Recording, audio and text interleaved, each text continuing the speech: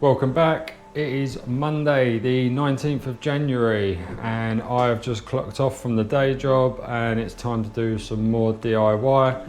So we're going to start off today by moving that bed over into this corner to give us some more room, and we're going to assess this wall behind and we are going to look at putting some filler on it. As you can see, this wall and this wall have dried lovely overnight. There's a couple of cracks over here that just need a little bit more filler, so I will add that on and then this will all be ready to be sanded on the weekend. But yeah, let's just keep ticking along. Right, so we can see this is the bit of wall that we've got left. There is a chase here for these cables, so I want to pull these cables out of the wall so there's nothing there. This has already been repaired before. I've showed this. So this is fresher plaster. This is all filler.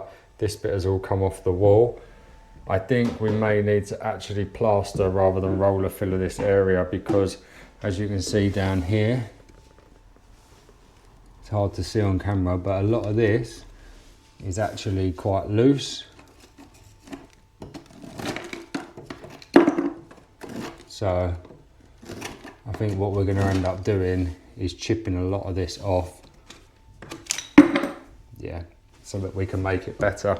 But I'm going to have a go at these bits of wall, see how well they are bonded, and then we'll reassess the situation in a minute and see what we're going to come up with. Now it's quite hard to see on camera, but if you see there is a gap between the plaster and the wall where it's not bonded properly, and this is the original stuff. So what we're going to do is we need to get it back to where it's solid, like up here. You see there's no gap between the brick and the plaster, but what I'm going to do is I'm going to peel all of this off. I'm literally just using the nail puller because I've got it, and a hammer, and we'll keep chipping away at this and we'll see what we're left with. I'd rather make it worse and then completely redo it than to kind of bodge over this and get more cracks further down the line, because as you can see, none of this bonded, it all just fell off the wall. So yeah, let's have a look. Yeah, that escalated quickly. I pulled the cable out of the chase, this whole bit then disintegrated. And then, as I was saying before, you see the gap behind the plaster, and then literally it's all just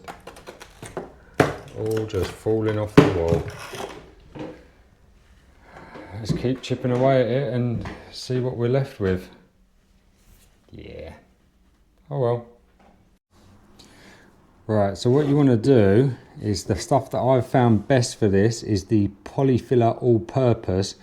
Now this can fill up to 1 centimetre. So what you do is, I've already given this a little mix, is we get the filler on our filling knife, and then what we do is we go over to here and we just, yeah.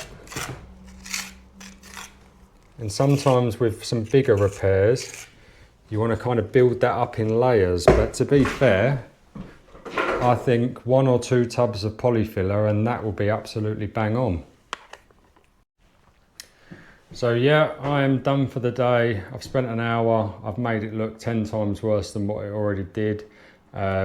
This is what happens when you start to chase the cracks, and the cracks get worse and worse and worse. Yeah, some of the areas here were over 1 inch thick in the corners. Because of how bad it is, I don't want to bodge a repair in such a large section. So I think what I'm going to do is I'm going to try and angle grind and cut just below the coving, and then I'm going to hack all of this off, and then I'm going to plasterboard this whole wall, and I'm going to hack that off as well, and I'm also going to plasterboard that. But yeah, I mean, as you can see, it's not like I'm chipping little bits off. This is thick stuff that is nearly 100 years old, and it's just, yeah, it's just falling off the wall. So what I'm going to do is, off camera, I'm going to bag some of this up into some rubble sacks, and then I'm going to need to carry on over the week and get the rest of this off, because if I try and plasterboard this bit, it's always going to be hard to blend it in with that. I'd rather do a whole wall and just get it done for the price of plasterboard, and do the same there. Yeah, it's a shame, but this is what happens when you buy a house that's almost 100 years old and the walls are full of cracks. But thanks for watching. Another day in the bag. I will see you guys tomorrow.